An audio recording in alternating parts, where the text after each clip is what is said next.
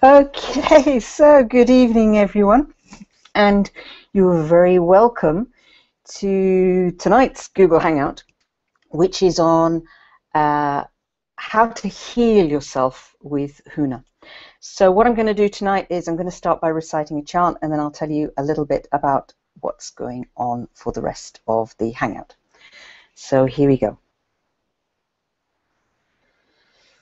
Nohana ke a koi kana hele hele.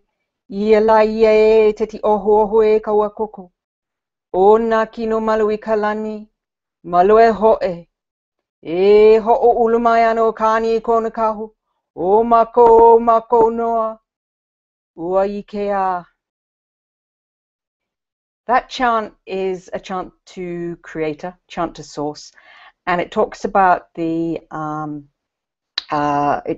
how God is among us, lending us the mantle of His protection, and it's bringing a blessing to all of us. So in all Hawaiian things that are important, you would start with a chant. So we've started with a chant today. So as I said, today we're going to be talking about Hawaiian healing and how to heal yourself with Huna and some of the Huna processes. I just wanted to talk before I do any slides or anything, and I'm just going to go over and see if I'm live on the webinar. Unfortunately, my system's doing some slightly strange things. Oh, can't see it on there. So we just have to hope that we are live in the webinar and that everybody can hear me. So in the Hawaiian system, healing is always possible, providing there is belief. So, and it doesn't matter whether it's physical healing, whether it's emotional healing, whether it's spiritual healing. Healing is always possible, provided there is belief.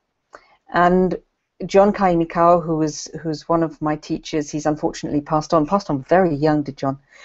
He had an aunt, or possibly a great aunt, who in the 40s, 50s, 60s was still doing what they call Lao Kahea, which is the prayer healing, the faith healing. And he used to tell a story of a boy who had broken his ankle quite badly. And his aunt was called to go and heal him. And she had everybody leave the room. And she had some herbs, I believe, and she put her hands on and she prayed over this kid's leg for about 2 hours. And the following day he was hopping around as normal. So why did she send everybody out? Because it's about belief.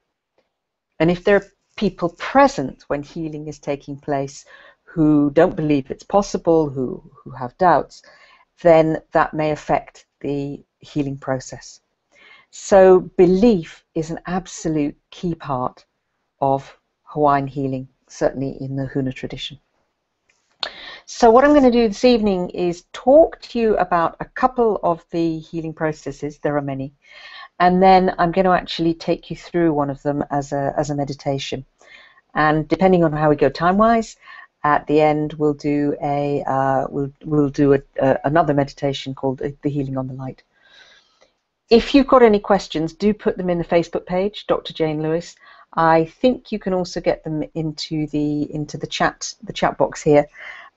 However, me and Google Hangouts, it's technology, things come and go, it's not always as smooth as you wanted, so I apologize for that in advance. Okay, so let's go over now and just start looking at a few of the slides I've got for you, because I don't know about you, but if I'm just watching a face for an hour or so, it can get a little strange. So I'm going to put a couple of slides up to help with my discussion and explanation. And I'm just going to go over to the Facebook page, Dr. Jane P. Lewis, on the on my iPad, so that I can see if anybody's posting up there. Okay, cool. So here we go. How to heal with Hawaiian Huna.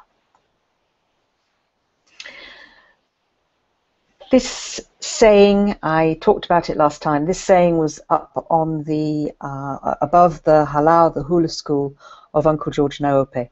Ohe pau koike I ko halau. Think not that all wisdom is in your school. And as I said last time, I'd say it again, it is not that what I am teaching you is the only way of teaching Huna. There are many versions of Huna. There are many ways of teaching Huna. So it's not that what I am teaching you is the only way. And Huna lives alongside other traditions. It lives alongside religions. It's a very tolerant way of approaching the world. And this is a Hawaiian saying, there are many paths to the light. My way is not necessarily the same as your way. There are many paths and there are many possibilities. And if we're flexible, then we have a much greater opportunity for reaching into the light. Okay, brief introduction. Some people know me, some people don't. So for those of you who don't know me, my name's Dr. Jane Lewis, and I'm a teacher of Huna. I've been teaching Huna now in Hawaii for about 9 years, and I'm teaching more of it over on this side of the planet, because my teacher, Matt James, and one of his mentors, Uncle George Naope, both are of the opinion that it's time to get these teachings out into the world.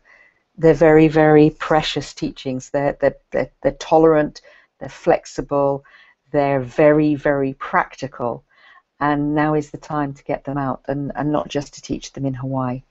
There are other teachers and other schools, so there are other people doing it, but it's time to make it much more widely available. So that's why I'm starting to teach it much more over here.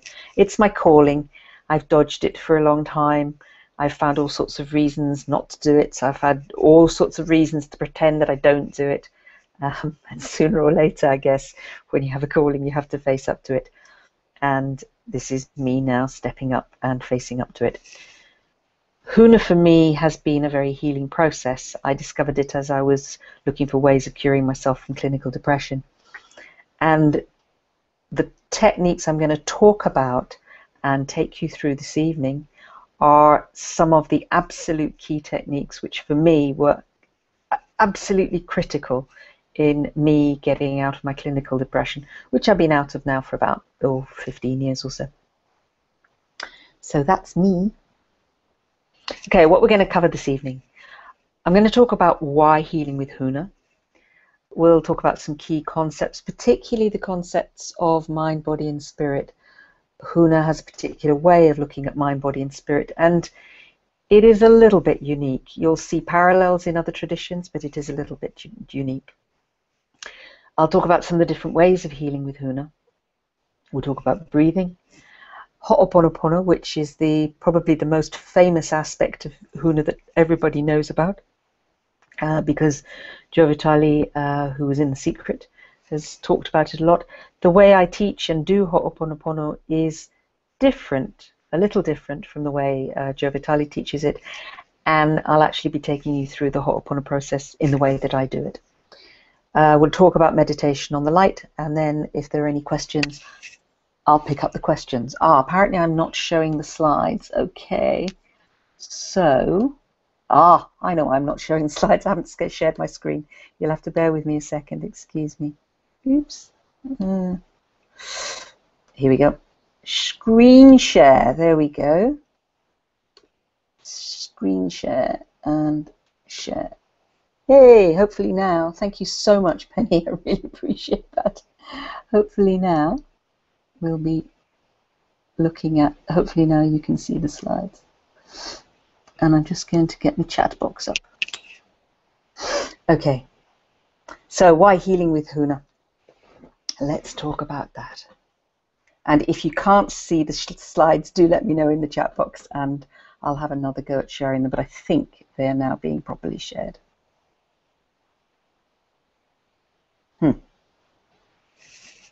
Okay, they're sharing. They're sharing, but let's see, they're not. Okay, so Huna is quick, it's kind, it's gentle, and it's easy. And I think that's a really, really critical reason for using Huna. I've tried many different healing approaches in my time, and what I've found with the healing approaches that I have tried is that some of them are not very kind or gentle or easy, and some of them are incredibly slow. I'm still not showing the slides. Let's try this then. I hope that's better. Maybe that's better, because Google Hangouts think I'm sharing the slides. If I'm not, then we'll have to just stay with you seeing whatever it is you see on the screen. But Google Hangouts definitely thinks I'm sharing my screen with you. So, Huna is also of spirit, and because you're working with spirit, you're bringing in the spirit directly.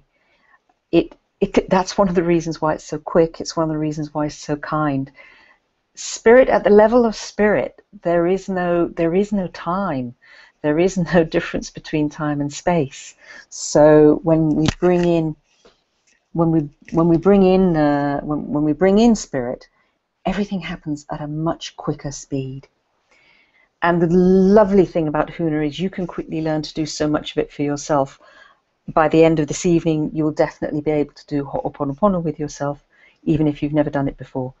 You should be able to meditate on the light as well. And I run live Huna trainings, and at those, in a weekend, you can learn 3-4 healing techniques, and you leave able to do it for yourself. So let's talk now.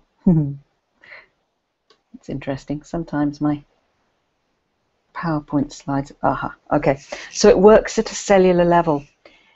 There is a technique which I'm not going to teach you this evening, but it's an absolutely wonderful technique for clearing out anger, sadness, guilt, doubts, anxieties, all the things that limit you.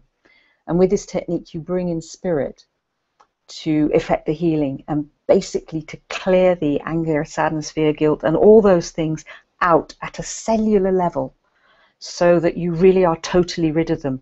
One of the things, I'm an NLP trainer, and I love NLP, and has played a really important part in my life. But one of the things that I have found with some of the techniques I've come across is that they're a little bit like cutting the weeds off at the level of the earth without digging down. With this, what you do is you actually dig right down to the cellular level and create healing at a cellular level. So let's talk about a few key concepts. First one is, as above, so below. So in the Hawaiian system, there is a belief that each of us is a microcosm of the universe, and the universe is a reflection of us. And this sometimes translates into the Jungian idea of perception is projection. So what you see outside you is a reflection of what is going on inside you. So when you experience things that make you angry or sad or jealous or revengeful, these kinds of things, although we very often put the blame, the emotion, the cause outside of us, they are always, in the Hawaiian system, a reflection of something going on inside of us. Say Jung's idea was perception is projection, that we project out our unresolved issues, we project them out onto other people. So when we see other people doing behaviors that we don't really like, it's simply they're doing them so that we can resolve it in ourselves. So as above, so below. Another principle, key concept with Huna is that you are responsible for your own experience. And what I mean by that is you are responsible for the way that you actually experience life. Now, there are things going on in the world, there's a reality going on in the world, and you'll experience that. And we may all experience the same thing.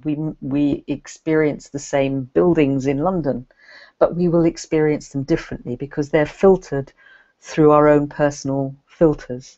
And each of us filters the world in our own way. Now, we have control over those filters. We don't realize it, but we do. So we have responsibility for our own experience. If you don't like your experience, if you don't like the way you're experiencing the world, change your experience. Change the way you think about the world. If you're feeling miserable on a day-to-day basis, and I learned this when I was recovering from depression, and it was fundamental to my recovery. I was really miserable and cynical and negative, and I had to learn to change the way I thought about the world, change the way I thought about my experiences. And as I did that, I started to realize that actually I was having some quite good experiences. So in a Huna way, you are responsible for your own experience, and that means that you can change your experience and the way that you experience the world. When anything is created, so is its opposite. So everything that comes into creation, you have the opposite. So you have the male and the female, you have the night and the day, you have yin and yang, you have black and white. And energy cycles between the two sides of the duality, of the polarity. We go into a lot more detail in this in the 9-day trainings in Hawaii, and I talk a little bit more about this in the trainings that the live trainings that I do. But this idea that when we create something, there's always the opposite. There's always the other side of the equation. And then the law of attraction. The law of attraction is definitely in the Huna system, but from a Huna perspective, the law of attraction is kind of a minor law, really. Like attracts like. When you put out whatever energy you're putting out, you will attract that energy back into your life. The thing about the law of attraction, as it's been put out by, for example, in the Secret, is that if you don't sort out the anger, the sadness, the fear, the guilt, the doubts, all that sort of stuff that's going on inside, when you go, I want a house, the energy of I want a house is colored by your anger, your sadness, your fear, your guilt, or whatever, which means one of two things. Either you get the house, but it's not quite good, not quite right, or you just won't get the house because your energy is not at a high enough frequency to manifest the thing that you want, to attract the thing that you want. So I talked about this last time, but let's briefly recap on the idea of the 3 selves and the 4 bodies, because it's absolutely essential when you're thinking about how you heal with Huna. So the idea is that we have 3 selves. We have the higher self, known as the Aumakua. Could be spirit, could be God, could be guardian spirit, whatever name you give to that. It could be universe, it could be source. We have a conscious mind, and that's the that's the monkey mind. That's the mind that you're aware of. And we have an unconscious mind, the unihipili, which means grasshopper in Hawaiian. And the unconscious mind is actually responsible for running most of what goes on in our day-to-day world. Your unconscious mind breathes you, it hungers you, it fills you up, it runs all those natural, it beats your heart, controls your blood pressure, so on and so forth. All those kinds of processes that keep us alive. It manages things like fear, it manages things like guilt. And 90% of the time, 90% of what's going on is really being looked after by the unconscious mind. Now, the unconscious mind's #1 priority is your survival. And because it's your survival, it will do everything it possibly can to ensure your survival. Sometimes the results are a little strange, but the way the unihipili, the little grasshopper, the way the unconscious mind thinks is in the way of a 5 or a 6 or a 7-year-old child. It's quite simplistic. It also thinks in symbols, so it likes ritual. It likes to see symbols. It's almost pre-verbal. The conscious mind, of course, is it thinks in language.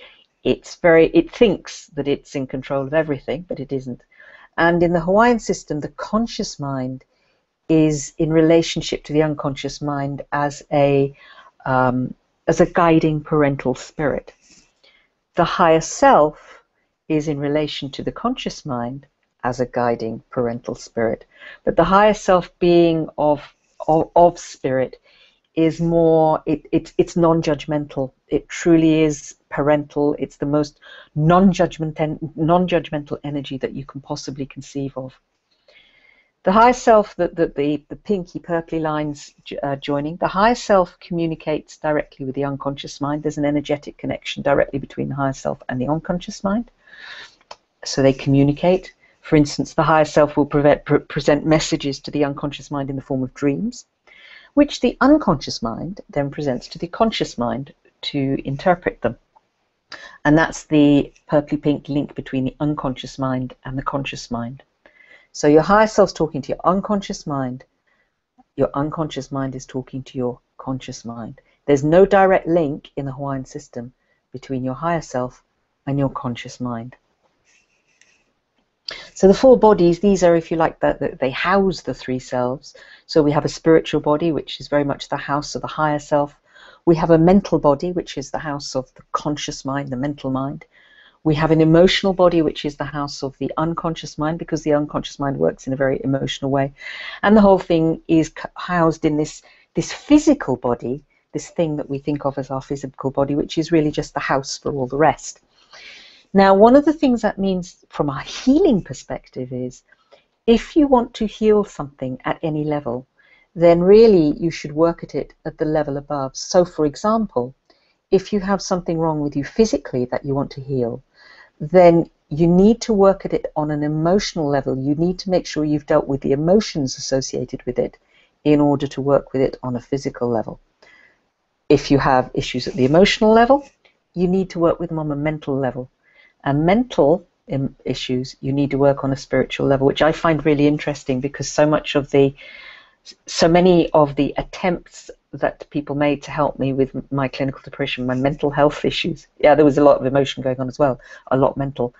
Nobody was offering spiritual help. And it's at the spiritual level, really, that you want to be addressing mental issues. Okay, so some different ways of self-healing with Huna. Ho'oku'u. Ho'oku'u is what I mentioned briefly at the start of my talk. Ho'oku'u is the business of bringing in the spirit, bringing in the higher self to clear out anger or sadness or fear or guilt or limiting decisions, limiting beliefs, anything that's holding you back in that way. Coming in, taking it out of cellular level, so that you can really heal and move forward. Pule prayer. I mentioned the lady who healed by the laying on of the hands, the Lao Kahea, the faith healer. That's prayer, that's Pule. Very important with self-healing. Connection with the higher self on the live weekend, and also on the 9-day that we do in Hawaii. We actually teach you how to connect with your higher self, bring your higher self in, so that anytime you want to, you can meditate with your higher self. And it is a most wonderful, powerful, gorgeous meditation. Healing with the elements, again, teach those on the live day, and in much more depth on the 9 days in Hawaii. You can do a lot of healing with the elements. For example, you can use the water element to balance out your emotions. There's all sorts of things that you can do with the elements to affect healing. Ha breathing, I spoke about that last time, and we'll do some ha breathing this time. Ha breathing is wonderful because it brings you right back into your center. It brings you right back into a calm, gorgeous space. Meditation on the light, Hiolani. Meditation, whether it's meditation on the light or meditation from any other tradition, meditation will help you to become calm and centered. It's a great antidote to stress. It's brilliant for developing creativity. That's maybe not so much healing, but it's brilliant for developing creativity. And actually, there is a lot of research to show that older people who meditate are less likely to get dementia. So if you want to stay dementia-free in older age, then start meditating, and meditation on the light is a wonderful way to do it. And then there's Hooponopono, the forgiveness process, and I'm going to talk in quite a bit of detail about that in a few minutes. In fact, right now. So Hooponopono. Ho'o means to make. Wherever you come across this in Hawaiian, it means to make. Pono means right, or at peace. It means, you know, those moments when you feel totally and utterly in your power, you're totally, utterly in your flow. That is being pono. It's being congruent. It's being at one with self. It's being the wonderful being that you were meant to be right now and in this moment. So pono, when you double anything in Hawaiian, it means doubly. So it's doubly right, doubly at peace, totally, utterly, and absolutely being the being who you were meant to be, and being at one with yourself. So that's the meaning of Hooponopono. It's come to mean forgiveness, but it means more than forgiveness. So I'm going to talk a little bit about the Hawaiian forgiveness code, because the way the Hawaiians think about forgiveness is rather different from the way that we think about forgiveness. The Hawaiian forgiveness code has three aspects. There's hala, there's heva, and there's ino. Hala is making a mistake. It's an omission. It's you know, the thing where I do still do this sometimes. I've forgotten to put something in my diary, and then a friend will phone me up and say, "You're going to call me, or you're going to do this." That's a hala. I'm not intending to do wrong. It's an omission. Heva is doing something to excess. So heva is very much, it could be doing things to excess with yourself, so addictions, or it could be just going overboard. You know, you could be too rude to somebody, or you could get into a real strop with somebody, or it could be sometimes, you know, you're trying to charm the birds out of the trees and you're just being too nice to them, but it's not genuine, it's not right. So heva is anything that is overboard or excess. And the third one is ino. Now ino is a deliberate harm. Hala and heva are not deliberate. Ino is a deliberate harm. Ino is, I set out with the intention of hurting you in some way. In the Hawaiian system, all those three should be forgiven. Even back in ancient times, and they had some fairly swift justice in ancient times. If you did an ino, you could quite easily have your head chopped off. But even in those times, they had a system of refuges. So there's one that we visit, beautiful place on the island of Hawaii called Hooponopono, the city of refuge. And if you could get to the city of refuge, which was very heavily guarded, then you would be allowed in and you would be allowed your life. You wouldn't be able to leave thereafter, but you would be allowed your life. And the reason that they would execute people for certain types of ino was that, okay, you no longer have the right to be part of the community. We forgive you, but that doesn't mean we have to have you around. And I think that's such a huge difference between the Western idea, oh, forgiveness means I forgive you and I've got to have you around. No, forgiveness means, okay, we're done. It doesn't mean that I have to keep you in my life if that's not appropriate. The Hawaiians wouldn't, there is no Hawaiian for I am sorry. The Hawaiians would say e kalamaiau, which means please forgive you. There is no Hawaiian that literally means I'm sorry, because this idea of forgiving is I forgive you, you forgive me, and we're done and we're good and we move on. Sally Bishop was a friend of mine, a fellow Huna student and a teacher, and she had this lovely saying. She said, to forgive and not to forget is not to forgive at all. In the Western system, we very often we say, oh, I forgive you, I forgive you. You have an argument with your nearest, you know, I have arguments with my partner. I forgive you means it's done. And okay, if they do it again, then we have to have another discussion. But it's forgiven. That thing is done unless and until the person does it again. In which case we have to have a discussion. Again, in the Hawaiian system, the first time you do something that offends me or upsets me, and you do it without intention, then okay, shame on you. You shouldn't have done it. But the second time you do it, shame on me, because I didn't explain to you well enough the first time how this was a problem. And we didn't do our forgiving. Now, I'm going to take you through this process. This is for you. I know that there are many books out there about Hooponopono. And if you have friends who you think would benefit from learning Hooponopono, please show them this video, give them the link to this video, or tell them about the live event on the 30th, 31st of August, or send them to Hawaii.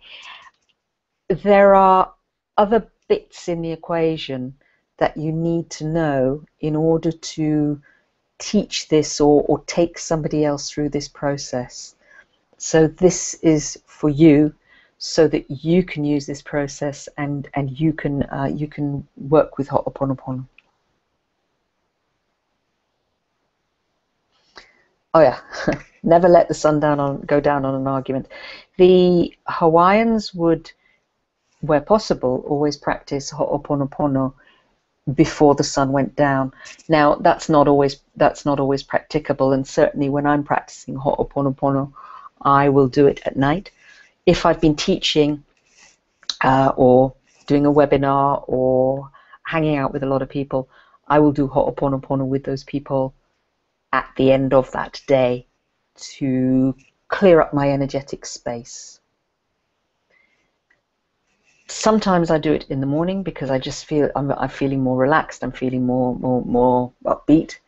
But if I'm teaching, then it happens at the end of the day to clean the energy, cut all the links, cut it all down, and then we start in a new context on the following day.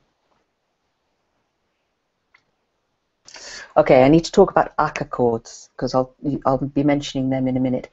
Aka is what they call sticky etheric matter. It's kind of like spiritual chewing gum, fresh spiritual chewing gum. So it stretches. It has an infinite ability to stretch, and it is the material of connection. So every time I think of somebody, I make an aka chord. I make a kind of a metaphysical, spiritual, sticky connection with the person, which isn't broken until I deliberately cut that cord. We are connected to anybody we think about. We're connected to anybody we touch. So if you've ever been, for example, into a shop, like a shopping center, or you're in a crowd of people, and you suddenly get that feeling that somebody's looking at you, and you turn around and you see them. What triggered it was the aka connection. It was the energetic connection that they made by staring at you, that you felt that connection, and that's what caused you to turn around. So the connection can be made physically, it can be made because I touch you, or it can be made energetically because I think of you. And cutting the cords, which in Hooponopono is optional, and I'll talk about that in a minute. When you actually cut the cords, you cut the connection. You can recreate the connection at any time you want.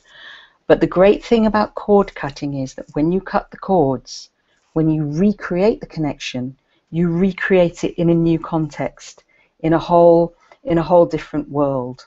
So it gives the potential for renewal. It allows relationships to stay fresh and renewed. Okay, so let's talk a little bit about the Hooponopono process. So some simple steps. The first thing that you do, and I'm going to take you through the process, so don't worry.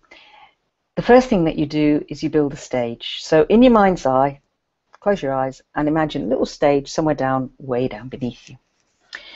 And think about the person or the people that you are out of alignment with, that you want to have Hooponopono with. Then imagine a great source of healing light above your head.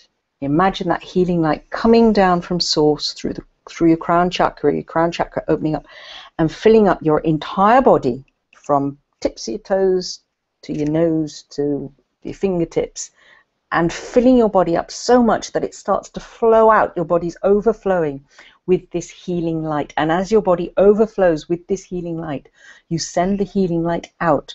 You invite the people or person that you're out of alignment onto the stage, and you fill the person or people on the stage and the stage itself with healing light. And when they are healed, then you say to them, I forgive you, please forgive me.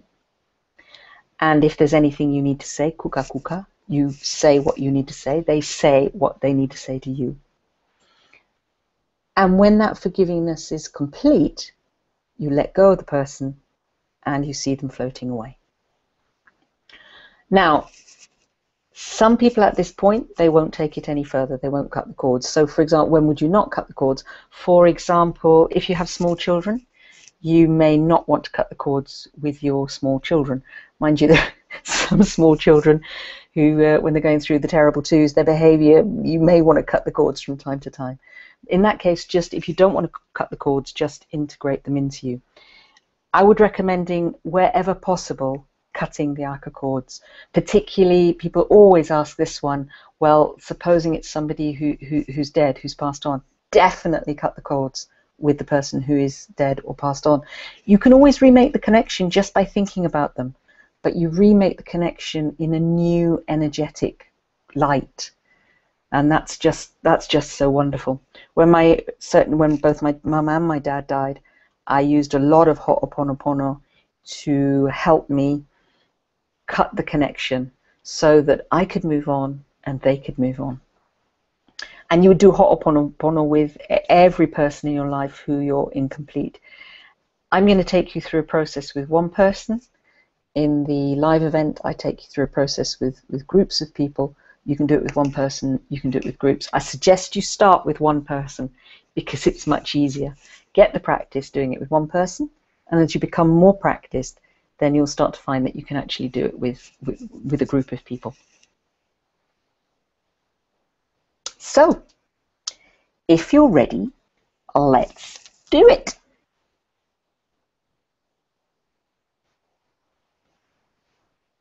Okay, so what I want you to do is just close your eyes, and we'll just take a couple of ha breaths. The ha breath is where you breathe in through your nose and out through your mouth, and the in breath is half as long as the out breath. So we'll just do 4 of those. So in, out,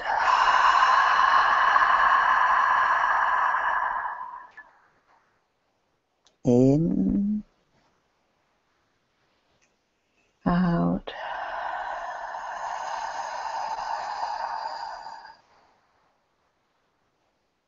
in, out,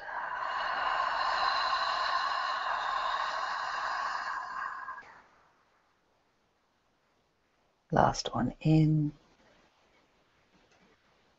out.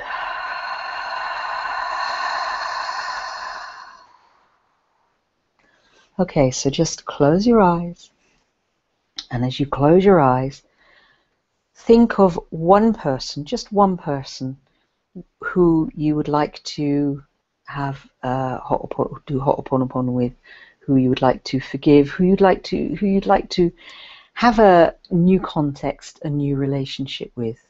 And it doesn't have to be somebody with whom the relationship is extremely gone wrong. It could be somebody who, well, you know, things are, or it could be your partner. A nice thing to do, just in the way of cutting the cords with your partner and rebuilding the relationship for tomorrow in a new way and a new context. So find somebody that you want to do your Hooponopono with, and now I want you to imagine healing, a great source of healing white light coming down from above, your crown chakra opening up and bringing in that source of white light. Bring in the source of white light. Bring it right down into your body, right down into your feet, your toes, the calves, up your legs, across your pelvic area, Bring that light all, keep filling your body so you're full up to your chest, up to your shoulders. You're filling your arms right down to the fingertips. You're filling with this beautiful, healing white light. And keep that white light filling up your body, filling,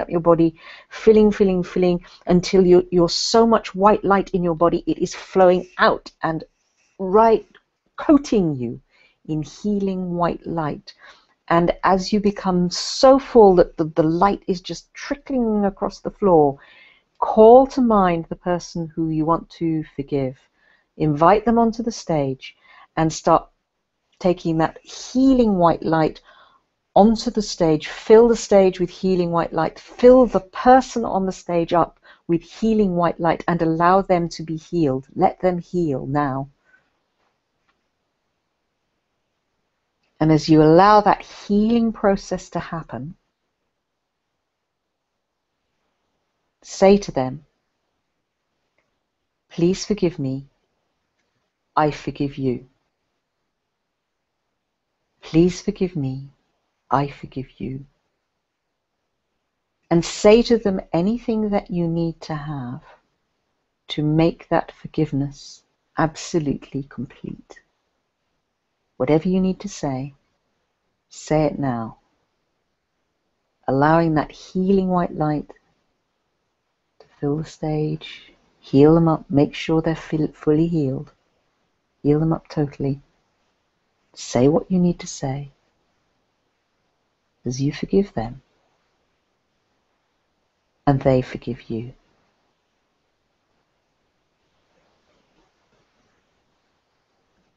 And this is all in your mind's eye. And as soon as you've forgiven them and they've forgiven you, you can just allow them to disappear, invite them to float away, disappear off the stage. So the stage is empty and there's no one on it.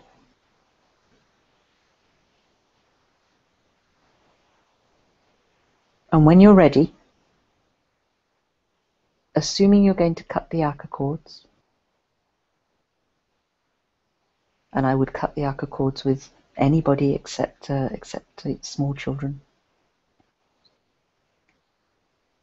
Imagine a cutting laser coming down from source.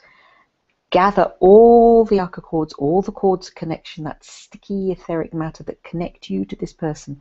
Gather all the cords together, hold them in your hand, and then imagine this cutting laser blade coming down from source and cutting all the cords, going all the way around you, cutting all the cords, going under your feet, cutting every cord of connection, everything that links you to this person, knowing that at any time that you wish to rebuild the connection, you can just by thinking of them. But for now, just cut all the cords of connection, cut them completely, so that you and that person are now disconnected, either temporarily or over the long term.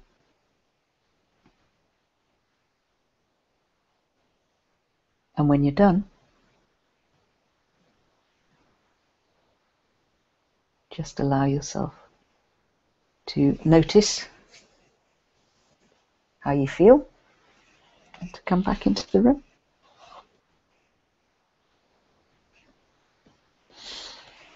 Now, I know you may have questions.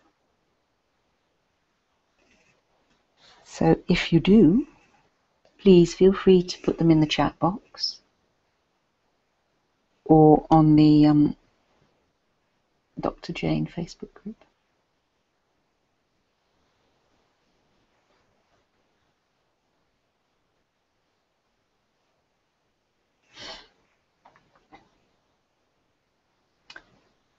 Okay, I'm not seeing any questions, so hopefully all is well with everybody. And we'll have an opportunity to chat at the end as well. Everybody seems to be doing fine. Okay, great. Okay, so let's move on now to talk about meditation. There we go. So one of the meditation tools that we teach is called meditation on the light. As I say, meditation is incredibly powerful for concentration. It's incredibly powerful for decreasing stress. And the way that, there are a couple of ways of meditating in Huna, but one is meditation on the light. Now, I'm not going to this evening take you through the full meditation on the light because I'm conscious of time, but I'll just explain to you what you do, and you can always have a play with it for yourself. So the first thing you do with meditation on the light is to heart breathe. So breathe. Thank you. I've just said that was fabulous. So with heart breath, breathe some heart breath. Maybe breathe for about 5 minutes, in through your nose, out through your mouth. Just bring yourself into calmness. It's what's known in Hawaiian as noa. Noa is cleansing. So before you meditate or before you do anything important, you would cleanse. And heart breathing is a way of cleansing. So spend about 5 minutes breathing in through the nose and out through the mouth in that ratio of in-breath half as long as the out-breath. And you can do that with your eyes closed. And then, after about 5 minutes, with your eyes closed, you roll your eyes up and to the right, you roll your eyes up and to the left, and you bring your eyes down. And you start to notice the light inside of your head. Now, you probably didn't know there was any light inside your head, but there is. Your head is the, one word for head in Hawaiian is kukui. The kukui is a nut. I've actually got kukui nut beads on this evening. And the kukui nut was, they used them as candles. So, of course, it's a light. And our head, because our head has light inside it, our head is also like the kukui. So as you close your eyelids, you will notice light inside your head. Now, the light inside your head, don't go around looking for, the first time I would learn how to do this, I was looking for, you know, the sort of beams that come out of police helicopters. I was looking for massive, great big lights. It's not massive, great big lights. It can be little colored patterns. It can be little flecks. Sometimes I see colors. I see purples. I see greens. Sometimes it's just kind of gray and white. Sometimes it's brown. It doesn't mean any, there's no meaning, you know, don't go, oh, it's purple, what does that mean? It's brown, does that mean my meditation's no good? No. Just there's colors in there. And all you do is focus on the light in there. And you can do that for 5-10 minutes. And just by focusing on your light, you bring everything down into a silent point, and a silent point of connection and concentration. So it's very, very powerful. And I will be teaching that at the live event at the end of the month. And we do teach that in Hawaii as well. So that's meditation on the light. Oh, that's just a reminding of heart breathing. The ratio, it's in for half as long as out. Or you could say out is twice as long as in. Okay, so we're into questions. So I'm just going to call up the chat box, and I'm going to stop sharing my, there we go. I'm going to stop sharing my screen so that any of you who want to ask questions can do so in a private way. Let me just take that down. There we go. Oh, there I am. And have you any questions? Please feel free. You enjoyed cutting the cords. Great. Excellent. Any questions at all?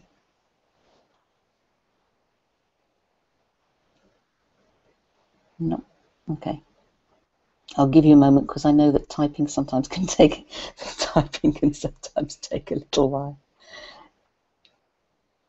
Heart breathing, yeah, heart breathing it's so good for cleansing. And in the Hawaiian way, you always breathe before you speak. You breathe before you do anything important. And the more important it is, then the more heart breathing you would do. But cleaning, cleansing yourself, and it brings you down. It makes you calm and centered and balanced, and puts you into a great space. Oh, lost the audio. Okay, I don't know whether I'm still talking. Let's see what's happened there. It may just be yourself as far as losing the audio is concerned. I have no way of telling at the moment.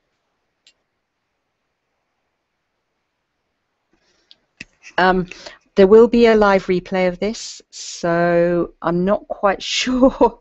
I'm not quite sure what you missed, Shireen. So it says 2 minutes. So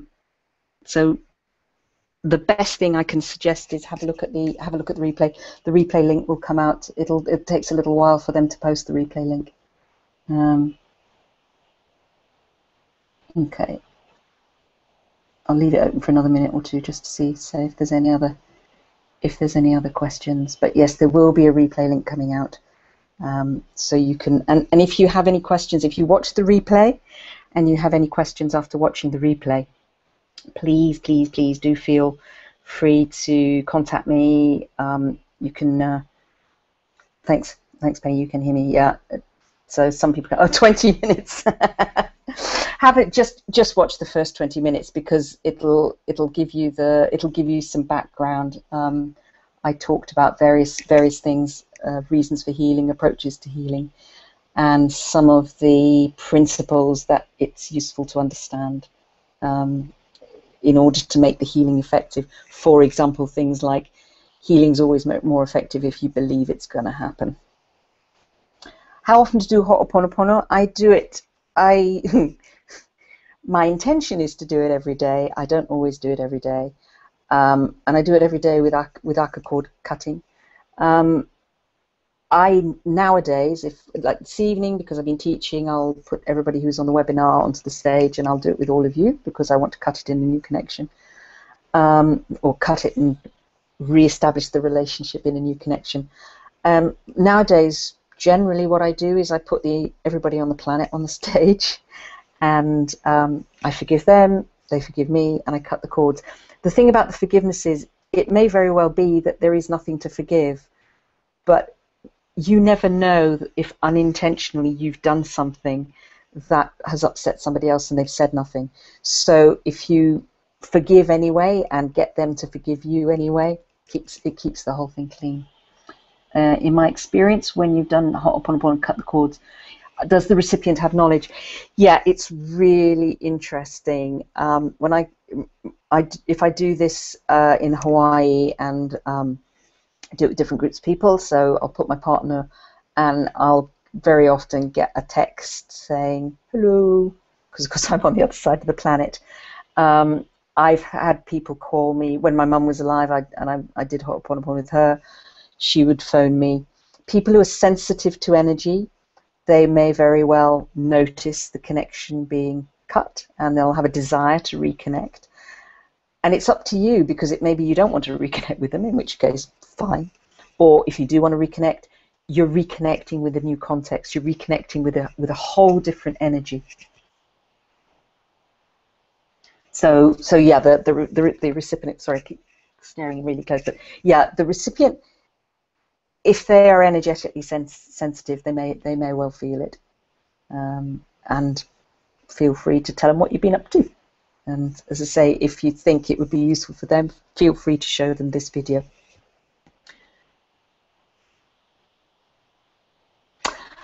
I don't know how much the Hawaiian one. Somebody's asked. I want to come to Hawaii. How much is it? I'm not sure how much the Hawaiian experience is, because I don't run that. I teach at it, but it's not my gig, as they say. For that one, if you go to huna.com, that's HUNA.com, then you'll find out everything you need. They run it twice a year. They run it September. This year it's 20th of September, I think. Let me just look on my little calendar, because I go in early. Oops. Yeah. Oops. Cancel. Sorry about this. Just give me a moment. I think this year it's the 20th. It starts on the 21st of September, and it will run. The last day will be the 28th. So most people would come back on the 29th. But go to huna.com. and they will tell you about that. If you want to come to an introduction in London, I'm running one on the 30th, 31st of August, so it's a 2-day in London.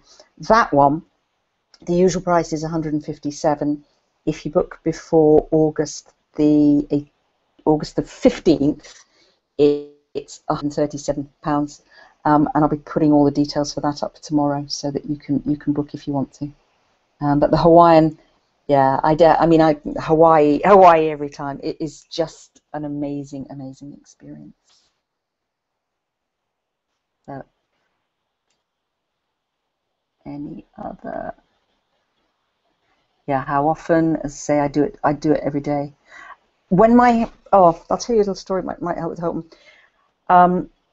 When my father died, the day he died, I was teaching. I was running an NLP training, and I was the only trainer. There was nobody else, and it was in London. My father was in Oxford in the hospital, so it was a real dilemma for me. And I thought about what my father would want me to do, and I decided to go teach. Anyway, I got a message about 5 minutes before I was due to start teaching that my father had passed away. And the first thing I did there and then was Hooponopono, because I wanted to be clean with I'd got a day's teaching and I wanted to be clean with the energy.